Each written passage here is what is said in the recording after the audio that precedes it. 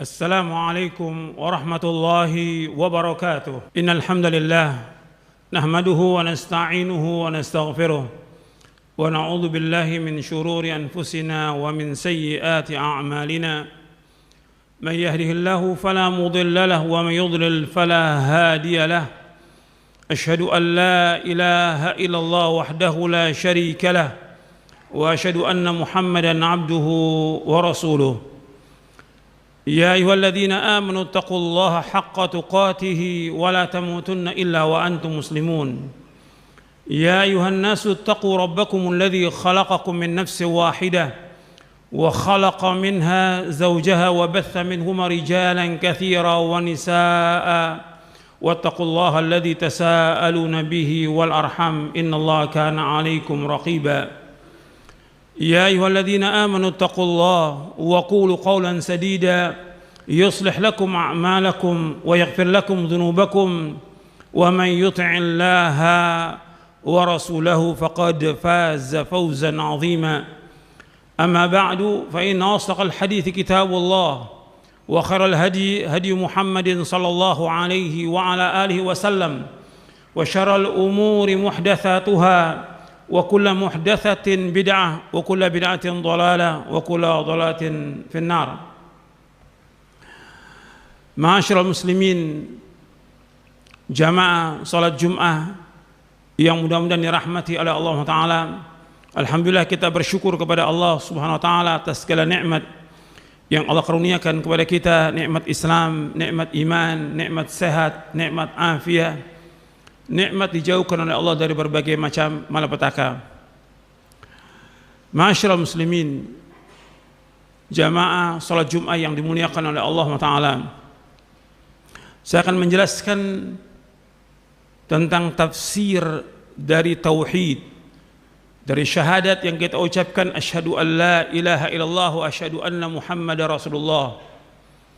Yang saya akan jelaskan tentang kalimat la ilaha illallah. Allah Subhanahu wa Ta'ala berfirman tentang Nabi Ibrahim alaihi salatu wassalam di dalam surah Az-Zukhruf ayat 26 sampai ayat 28. Wa idh qala Ibrahimu li abihi wa qaumihi innani bara'um mimma ta'budun illa alladhi fatarani fa innahu sayahdin wa ja'alaha kalimatan baqiyatan fi 'aqibihi la'allahum yarji'un. Ingatlah tatkala Ibrahim berkata kepada bapaknya dan kaumnya, sesungguhnya aku berlepas diri dari apa yang kalian sembah, kecuali zat yang telah menciptakan aku. Sesungguhnya Allah pasti menunjuki aku. Dan Allah jadikan kalimat ini sebagai kalimat yang kekal pada anak cucunya agar mereka kembali kepada kalimat ini. Kalimat yang dimaksud yaitu kalimat la ilaha illallah. Semua nabi, semua rasul alaihimus salatu wassalam, mereka semuanya mendakwakan dakwah tauhid. Semuanya mengajak manusia untuk mengucapkan kalimat la ilaha illallah. La ma'buda bihaqqin illallah. Tidak ada yang disembah dengan benar kecuali hanya Allah. Kalimat ini, kalimat la ilaha illallah, mempunyai dua rukun. Rukun yang pertama adalah nafi.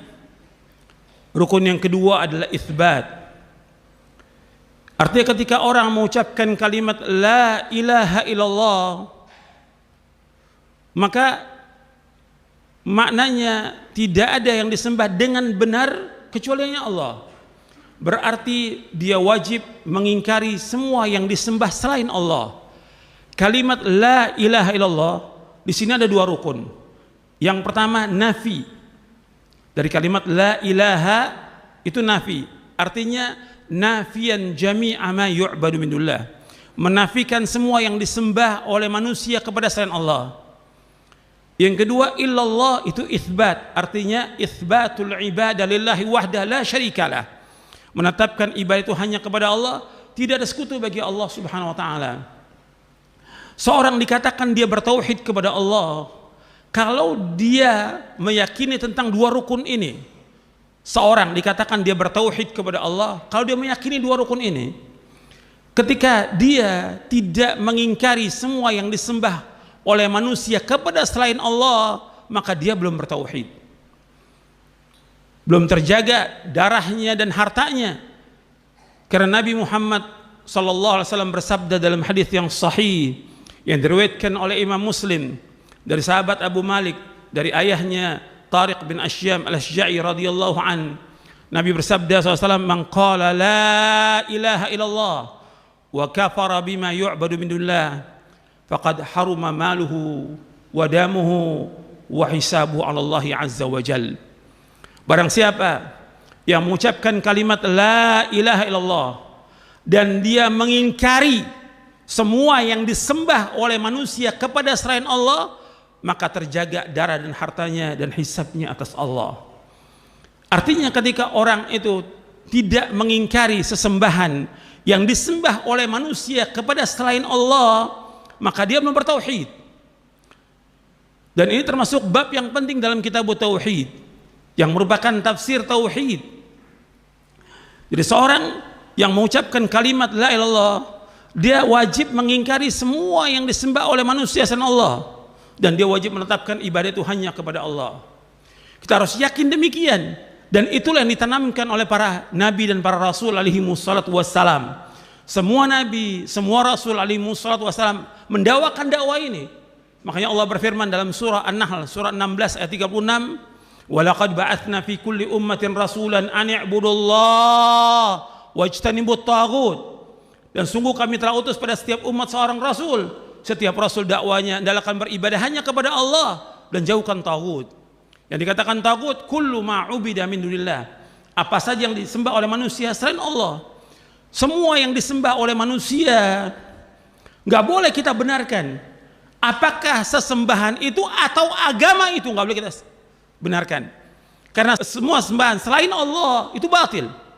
Karena Allah sudah menyatakan demikian di dalam surah Al-Hajj dan juga dalam surah Luqman, "Dzalika bi anna Allah wal haqq wa anna ma yad'una min dunihi al-batil wa anna Allah wal 'aliyyul kabir." Yang demikian hanya satu yang hak, yaitu Allah. Selain Allah semuanya batil. Semua yang disembah oleh manusia selain Allah batil. Dan Allah itu maha tinggi dan Allah itu maha besar. Ini keyakinan yang wajib diyakini oleh setiap muslim dan muslimah. Dan ini yang diajarkan oleh Rasulullah SAW kepada para sahabatnya radhiyallahu anhum ajma'in. Makanya ketika para sahabat radhiyallahu anhum ajma'in diajarkan oleh Nabi tentang kalimat la ilaha illallah, setelah mereka mengucapkan dua kalimat syahadat asyhadu an la ilaha illallah wa asyhadu anna Muhammad Rasulullah, enggak ada lagi sahabat yang menyembah Lata, Uzza, Hubal, Mana, tidak ada lagi. Tidak ada lagi yang menyembah apa yang tergantung di Ka'bah 360, tidak ada lagi. Karena mereka yakin yang disembah hanya satu, yaitu Allah. Yang wajib mereka sembah, yang mereka wajib ibadahi adalah Allah. Yang mereka harus yakini Allah sebagai Khalik, sebagai Razik, sebagai Malik, sebagai Mudabbir, Muhyi, Mumit. Mereka yakini itu semuanya, hatta kaum musyrikin. Allah sebagai pencipta, Allah sebagai pemberi rezeki, Allah sebagai pemilik langit dan bumi, Allah sebagai pengatur alam semesta, Allah yang menghidupkan, mematikan. Orang musyrikin mengakui itu. Tapi ketika diajak mereka untuk beribadah hanya kepada Allah saja, mereka nggak mau. Mereka masih menyembah Tuhan-Tuhan yang lain selain Allah, dan ini semuanya batil.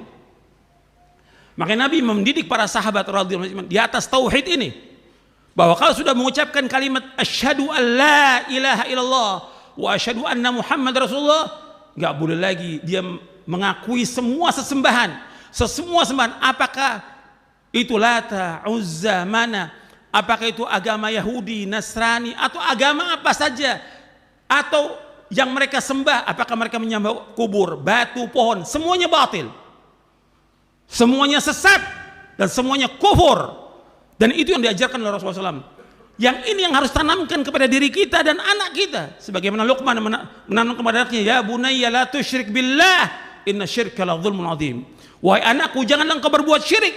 Syirik itu kezaliman yang amat besar. Enggak ada di muka bumi kezaliman yang paling zalim melainkan syirik.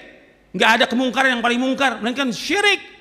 Tidak ada maksiat yang paling maksiat kecuali syirik. Artinya menyekutukan Allah, mengadakan sekutu bagi Allah. Allah tidak akan redha selama-lamanya. Makanya para sahabat radhiyallahu anhum ajmain, dengan ini mereka yakin, dan Nabi tidak pernah berhenti mendakwakan ini.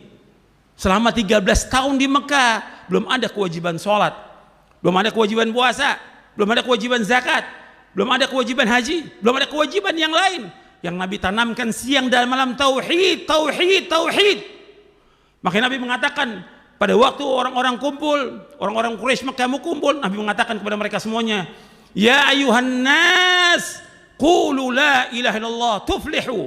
Wahai manusia, ucapkan kalimat la ilallah, kalian akan menang, kalian akan sukses, kalian akan beruntung, kalian akan bahagia dengan kalimat ini.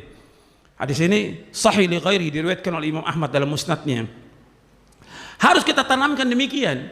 Kita harus meyakini bahwa satu ilah, yaitu Allah, dan satu agama yang hak adalah Islam. Selain Islam gak akan diterima oleh Allah Taala. Ini konsekuensi dari tauhid kita, bahwa seluruh agama selain Islam tidak akan diterima oleh Allah, karena Allah menyatakan inna dina indallahil Islam, bahwa agama yang diridhoi oleh Allah adalah agama Islam. Dan Allah juga mengatakan wa may yabtaghi ghairal islami dinan fala yuqbala min wa huwa fil akhirati minal khasirin. Barang siapa mencari agama selain Islam enggak akan diterima oleh Allah, dan di akhirat termasuk orang-orang yang merugi. Harus meyakini ini seorang mukmin, seorang muslim. Makanya Syekh Muhammad bin Shalih Al-Utsaimin rahimahullah di dalam syarah kitab Tauhid Al-Qaulul Mufid, kalau ada orang meyakini bahwa semua agama baik, semua agama sama, bahwa Yahudi Nasrani itu benar baik, maka dia murtad dari agama Islam, keluar dari agama Islam. Karena kita harus yakin satu agama yang hak, yaitu Islam. Selain Islam gak akan diterima oleh Allah. Nas Al-Quran mengatakan demikian dalam surah Ali Imran ayat 19, dan juga dalam surah Ali Imran di ayat 85. Dan juga Nabi bersumpah bahwa walladzi nafsi biyadihi la yasma'u bi ahadun min hadhil ummati yahudiyyun wala nasraniyun thumma yamut wa lam yu'min billadzi ursiltu bihi illa kana min ashabin nar. Akhrajahu Muslim. Nabi bersabda SAW, demi Allah yang diri Muhammad di tangannya, tidaklah mendengar aku diutus siapa saja, apakah dia Yahudi atau dia Nasrani, kemudian dia tidak beriman dengan apa yang aku bawa, maka dia pasti menjadi penghuni neraka. Artinya Nabi sudah menjelaskan, ketika orang sudah datang agama Islam ini, kemudian dia tidak beriman dengan agama ini, tetap dia dengan agamanya, dengan agama Yahudinya atau Nasraninya atau agama-agama yang lain, maka dia pasti menjadi penghuni neraka. Ini sabda Rasulullah SAW. Dan Allah juga menyatakan demikian dalam Al-Quran.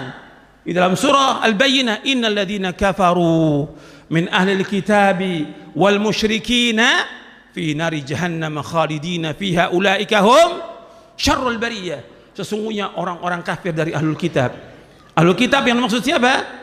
Yahudi Nasrani. Dan orang-orang musyrikin, tempat tinggal mereka di neraka jahanam yang mereka kekal di dalamnya selama-lamanya, dan mereka sejelek-jelek makhluk. Ini nas, dalil yang wajib kita kedepankan, yang kita junjung, dalil dari Al-Quran dan Sunnah ala fahmi salaf. Kita wajib mengimani ini, bahwa kita wajib meyakini bahwa satu-satunya agama yang hak adalah Islam, dan kita juga selain Islam tidak akan diterima oleh Allah. Kita wajib meyakini bahwa satu yang berhak diibadahi hanya Allah, dan kita wajib mengingkari. Sekarang umpamanya kita mengucapkan la ilaha illallah, tapi kita biarkan ada orang menyembah kepada Allah, menyembah kubur, menyembah batu, menyembah pohon, menyembah Isa, menyembah ini semua batil. Kita wajib mengingkari. Wajib mengingkari. Dengan apa? Dengan hati kita. Tapi ketika kita kuat, seperti Nabi Ibrahim alaihissalam, mengingkari dengan apa? Mengingkari dengan tangannya. Dihancurkan patung-patung itu yang dibuat oleh bapaknya, yang dibuat oleh kaumnya. Maka Ibrahim mengatakan, wa idz qala Ibrahimu li abihi wa qaumihi innani bara'um mimma ta'budun ila alladhi fatarani fa innahu sayahdin wa ja'alaha kalimatan baqiyatan fi 'aqibihi la'allahum yarji'un. Ingat, tatkala Ibrahim berkata kepada bapaknya dan kaumnya, terang-terangan, nggak ada dakwah sembunyi, terang-terangan mengatakan kepada mereka di depan mereka semuanya, aku berlepas diri dengan semua yang kalian sembah selain Allah, kecuali satu yang tetap aku ibadah, yaitu Allah yang telah menciptakan aku. Karena Allah pasti menunjuki aku. Semua selain Allah tidak akan bisa menunjuki manusia. Apakah itu patung, pohon, batu, Isa atau yang lainnya yang disembah oleh manusia tidak bisa menunjuki manusia. Yang bisa menunjuki manusia hanya Allah satu. Wa yahdin. Kemudian Allah jadikan kalimat ini kalimat la ilaha illallah, yaitu kalimat yang kekal pada anak cucunya agar mereka kembali kepada kalimat ini. Dan ini yang harus kita dakwakan agar umat Islam kembali kepada kalimat ini. Karena kalimat ini mempunyai dua rukun yang dia wajib mengingkari semua yang disembah oleh manusia kepada selain Allah, dan dia wajib menetapkan ibadah itu hanya kepada Allah. Mudah-mudahan bermanfaat. Aqulu qauli hadza wastaghfiru innahu huwal ghafurur rahim. Alhamdulillah wassalatu wassalamu ala Rasulillah. Asyhadu an la ilaha illallah wahdahu la syarika lah wa asyhadu anna Muhammadan abduhu wa rasuluh. Allahumma salli wa sallim wa barik ala nabiyina Muhammadin wa ala alihi wa sahbihi ajma'in. Jamaah salat Jumat yang dimuliakan oleh Allah Ta'ala, Nabi Muhammad SAW juga diperintahkan untuk mengajak ahlul kitab, Yahudi dan Nasrani untuk masuk ke dalam agama ini. Allah berfirman dalam surah Ali Imran di ayat 64, Qul ya ahlal kitab ta'alau ila kalimatin sawa'in bainana wa bainakum alla na'budu illallah wa la nusyrika bihi syai'a wala yattakhidha ba'duna ba'dan arbaba min dunillah fa in tawallaw faqul ashhadu bi anna muslimun. Allah berfirman dalam surah Ali Imran ayat 64, katakanlah wahai ahlul kitab, kemarilah kalian semuanya kepada satu kalimat yang sama antara kami dengan kalian, yaitu kita tidak boleh beribadah melainkan hanya kepada Allah. Enggak boleh beribadah melainkan hanya kepada Allah. Enggak boleh menyembah Isa karena Isa bukan Tuhan. Isa bukan anak Tuhan. Isa bukan salah satu unsur dari yang tiga, bukan. Orang yang mengatakan Isa itu Tuhan atau anak Tuhan atau salah satu unsur dari yang tiga, Allah mengatakan dalam surah Al-Maidah di ayat 72, 73 adalah orang kafir. Laqad kafara alladziina qalu innallaha wal masih ibnu Maryam. Sungguh telah kafir orang mengatakan bahwa Isa itu adalah Allah. Allah juga mengatakan di ayat 73-nya, laqad kafara alladziina qalu innallaha tsalitsu tsalatsa. Sungguh telah kafir orang mengatakan bahwa Isa itu tiga. Unsur yang ketiga dari tiga, enggak boleh. Isa adalah hamba Allah. Isa adalah nabi yang diutus oleh Allah Ta'ala, bukan Tuhan. Makanya dikatakan kemari kepada satu kalimat yang sama antara kalian dengan kami, yaitu beribadah kepada Allah. Yang kedua, wala nusyriku bihi syai'a. Enggak boleh kita menyekutukan Allah. Yang ketiga, tidak boleh wala yattakhidna ba'duna ba'dan arbaba min dunillah.